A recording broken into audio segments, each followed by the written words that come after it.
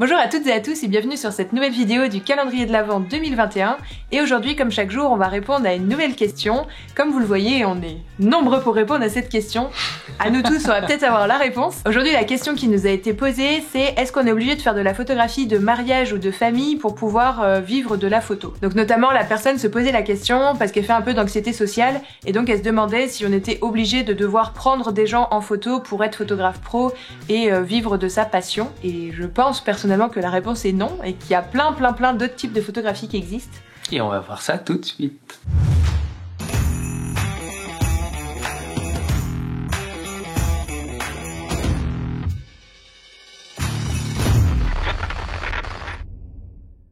Donc en effet, je comprends qu'on puisse se poser la question parce que la photographie, souvent quand on pense à un photographe professionnel, on voit tout de suite le photographe qui était au mariage de notre cousine ou alors le photographe qui a fait les photos de notre arrière-petite cousine, peut-être pas quand même, on n'est pas aussi vieux que ça, mais du bébé de nos amis, etc.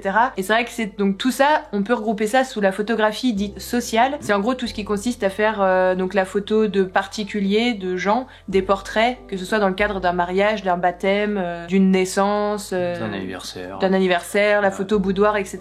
En fait, c'est tout ce qui est photographie de gens à destination de particuliers pour leurs souvenirs, etc., etc. Et c'est en effet un type de photographie qui est très répandu et très connu, mais il y a plein d'autres choses. Par exemple, qu'est-ce que t'as déjà fait comme photo qui sort de ce cadre-là, toi? La photo aérienne.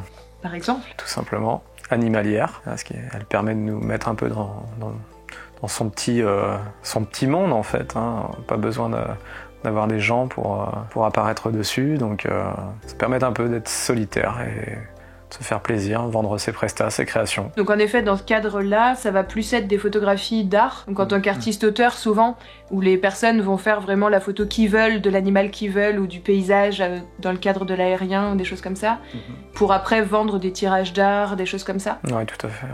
Donc c'est vrai que ça peut être un petit peu plus obscur au premier abord, comment trouver des clients pour ce type de photo d'art-là, mais ça existe. Je rebondis là-dessus. La photo aérienne, il existe, tu me diras le contraire ou pas. Je crois qu'il est possible de faire de la photo dans le cadre de cartographie, et c'est des prestats aériennes. Alors je sais pas si c'est via des drones ou quoi que ce soit, mais en gros c'est... je sais qu'il existe des prestations photos vues d'en haut. Les institutions, non? Ouais, ça va plus être dans faire de la topographie, voilà. Des études ou des choses comme ça. Ouais. On n'est plus du tout dans l'aspect artistique, et on est plus sur l'aspect scientifique ou des études pour du génie civil ou du génie agricole ou quoi que ce soit. Une application de photo, ouais, tout à fait. C'est de l'imagerie plutôt. Mais du coup, je rebondis là-dessus parce qu'en effet, donc que ce soit la photo aérienne ou pas, il y a moyen de faire de la photographie pour des institutions, donc notamment pour la région Vendée, au Pays de la Loire, Bretagne ou quoi, et de faire des photos des petites villes dans le cadre des journées du patrimoine ou j'en sais rien, pour tout ce qui est communication de la ville sur son territoire.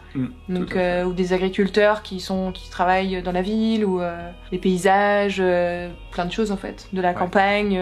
Je veux dire, en vrai, il y a plein d'applications. C'est juste que oui, c'est sûr que on n'y pense pas forcément, quoi, mais les mairies ont aussi besoin d'images pour communiquer. Ouais, il y a plein de domaines. C'est de l'information, que ce soit les communes, les départements ou les régions. J'ai un ami qui fait ça, lui. Il est payé par la région pour suivre tous les développements des travaux urbains, des constructions, et il doit faire du film et de la photo pour communiquer. Ouais, pour la com des institutions. Ouais. Voilà, tout à fait. Et donc ça nous amène à une parfaite transition, c'est que dans la photographie, il y a aussi tout ce qui est photographie pour les entreprises. Et là, c'est hyper vaste, mais ça peut être justement donc tout ce qui est urbanisme, etc. Donc vous pouvez faire pour les institutions qui commandent certains aménagements du territoire, mais ça peut être aussi pour une entreprise qui cherche à se développer ou une entreprise d'immobilier qui développe certains complexes immobiliers qui a besoin de photographie. Dans ce cadre-là, c'est super promouvoir des produits. Hein. Promouvoir des produits. Photographe culinaire, un photographe qui photographie des chaussures. Ouais, ça c'est du coup les photos de packshot produits. Donc là, ça peut être les vêtements, ça peut être des bijoux, ça peut être des voitures, ça peut être... L'application est vraiment large. En fait, techniquement, vous prenez un catalogue, il y a des photos, donc du coup, il y a bien quelqu'un qui a fait les photos à un moment ou un autre. Et comme vous le savez, il y a plein de catalogues différents, il y a plein de magazines différents, donc au final, il y a un peu... C'est infini. Bah ouais.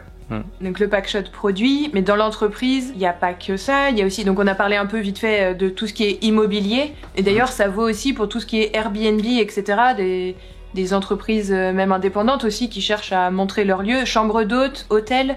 Donc ils ont besoin de photos de leur chambre et donc sans personnes, sans humains sur les photos. Pour limiter le contact humain, il y a complètement moyen de faire ça. Donc en effet, tout ce qui est packshot produit. Alors après, ce qui est vêtements, souvent ça implique des fois aussi d'avoir des mannequins à photographier, etc. Mais en effet, par contre, tout ce qui est bijoux, c'est pas du tout... Des fois oui, des fois non. Vous pouvez avoir avec ou sans gens. Et tout ce qui est, donc t'as vaguement parlé, la photographie culinaire aussi, en effet. Donc les photographes culinaires pour des restaurants, pour des créateurs, pour des chefs, mais aussi des fois pour des livres de recettes. Oui, c'est vrai. Et la photographie culinaire, il y a des gens, ils font ça uniquement dans leur studio, en plus, en mode en ermite.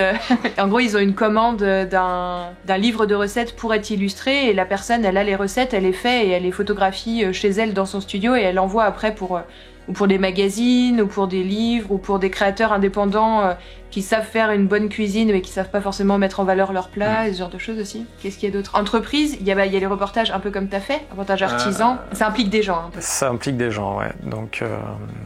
Mais à la limite, c'est pas guider le modèle. Tu vois, peut-être que la personne, elle se sentirait plus à l'aise de... Ouais, d'avoir un seul interlocuteur, d'avoir un seul sujet au final qui peut-être est en train de travailler pendant... Oui, c'est ça, ne pas le faire poser. Voilà, ne pas le faire poser, être juste derrière pour photographier le métier.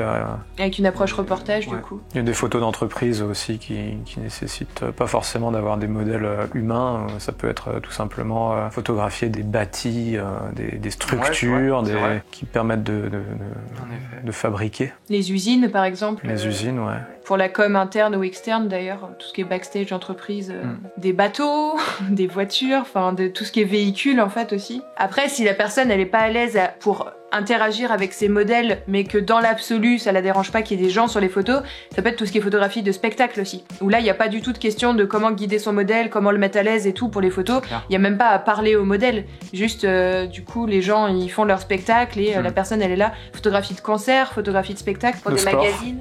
Ah, le sport, carrément. Oui, sur des événements, on ne demande pas à poser, hein. C'est sûr qu'on vient plutôt capturer le moment fatidique. C'est ça. N'importe quel type de festival, au final, il peut y avoir... Donc là, tout ce qu'on vient d'aborder, c'est un peu sous le gros thème de tout ce qui est photojournalisme, au final, où on intervient sur des événements, et là, le photographe, il n'a pas à guider son modèle ou quoi que ce soit, juste il photographie l'action.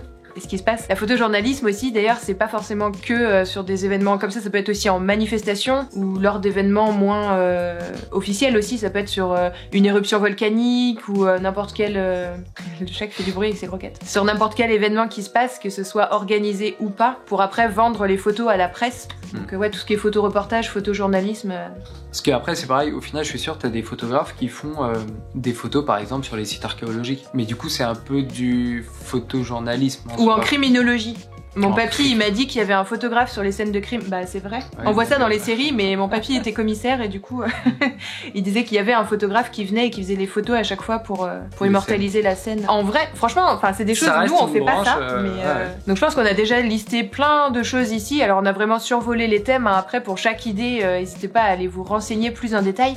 Mais il y a un grand truc qu'on n'a pas trop dit, enfin on en a parlé un tout petit peu au début quand on a parlé de la photo aérienne et de la photo animalière, mais tout ce qui est photographe auteur en fait au sens large, là vous avez aucune limite, vous pouvez photographier ce que vous voulez tant que vous arrivez à en faire de l'art et après à le vendre, donc potentiellement à des particuliers, à des entreprises pour illustrer leurs locaux, des fois illustrer aussi dans les restaurants. Donc par exemple ma maman, je sais qu'elle fait des photographies en Normandie parce qu'elle adore ça, et en fait il y a des restaurants qui prennent ces photos pour les exposer parce que c'est des photos du coin qui ont été faites, et ça peut bien plaire aussi pour décorer des locaux d'entreprise. Ça peut être des particuliers aussi qui vous achètent vos œuvres d'art parce qu'ils sont sensibles au sujet que vous avez pris. Vous pouvez aussi vendre à des galeries d'art d'ailleurs. Et là, il n'y a aucune limite, vraiment. Je pense qu'on va pouvoir finir là-dessus, sur le fait que la seule limite est votre imagination et après votre capacité à vendre votre art aussi, et donc à toucher un certain public et à faire toute votre communication autour de ça. Donc c'est sûr que souvent, si on pense en premier aux photos de mariage et aux photographies de famille, c'est parce que souvent ça nous semble plus abordable que de la photographie d'art où on se dit souvent avec le syndrome de l'imposteur et tout, mais ça pourrait être le sujet d'une autre vidéo, de nos photos sont pas assez bien pour mériter d'être achetées en tant qu'œuvre d'art et tout, mais ça reste quelque chose qui existe, et il y a plein d'artistes, auteurs, photographes qui vivent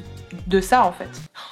Il y a des photographes qui vivent uniquement de la vente de leurs photos aux banques d'images. Et là, c'est pareil, c'est pas obligé d'être des gens, du coup. n'importe quoi. Vraiment, tout n'importe quoi. Une photo d'une chaise, une photo d'une fougère, enfin, tout pour illustrer ce qui peut être illustrable, quoi. Donc ça, vous avez différents types de banques d'images qui existent, notamment la banque d'images Adobe et plein d'autres. En fait, vraiment, on n'est pas expert du sujet encore une fois, mais il existe plein de banques d'images qui rémunèrent les photographes. Donc je crois que le concept, c'est surtout, tu mets tes photos gratuitement sur la banque d'images, et si des gens les achètent, t'es rémunéré en fonction du nombre de fois qu'on t'achète le... Ouais. Ça existe aussi en vidéo d'ailleurs. De plus en plus en vidéo d'ailleurs, ouais. Ça marche aussi par exemple pour les photos de voyage. Ah oui, on n'a pas parlé, la photographie de voyage. Il y a des gens qui vivent de la photo de voyage, justement pour vendre à des agences de voyage, etc. Et ça, c'est vrai que souvent, c'est tout un tas de thèmes où on se dit, mais c'est pas possible de vivre de la photo de voyage ou de mes propres créations artistiques, etc. Mais c'est souvent des barrières qu'on se met et des freins aussi. Et en effet, peut-être que c'est un peu plus dur au démarrage, mais il y a des photographes qui en vivent, donc ça reste une possibilité malgré tout, même si c'est pas forcément la voie de la facilité. Mais est-ce que c'est réellement la voie de la facilité de se forcer à photographier des gens quand on n'est pas à l'aise socialement? Je suis pas sûre finalement. Est-ce qu'il vaudrait pas mieux essayer justement de faire l'une de ces nombreuses alternatives même si au premier abord ça paraît complètement impossible. Il y a vraiment des photographes aujourd'hui qui vivent que de la photographie de voyage en vendant à des agences, à des magazines, etc. Ou des photographes qui vivent que de la banque d'images. Donc c'est sûr que la première année ça fait pas des revenus de ouf de ce que j'en ai entendu par des podcasts, etc. Mais à long terme, en faisant beaucoup d'images, il y a des gens qui arrivent à se faire des salaires très très confortables en faisant que de la banque d'images, et du coup ils sont tout le temps tout seuls dans leur coin à faire leur truc et sur les thèmes qu'ils veulent et à les vendre. Alors après faut se renseigner sur ce que les gens peuvent acheter en face.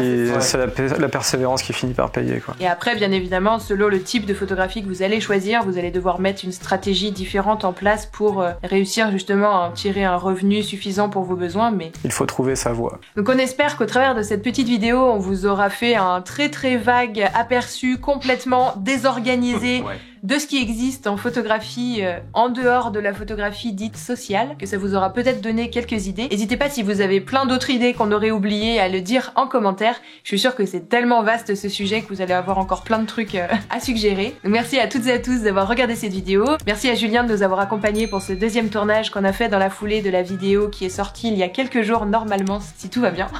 On vous dit à demain pour une prochaine vidéo du calendrier de l'Avent et... Faites de belles photos. Ce sera la conclusion sur ta future chaîne YouTube. C'est pas ça qu'on dit.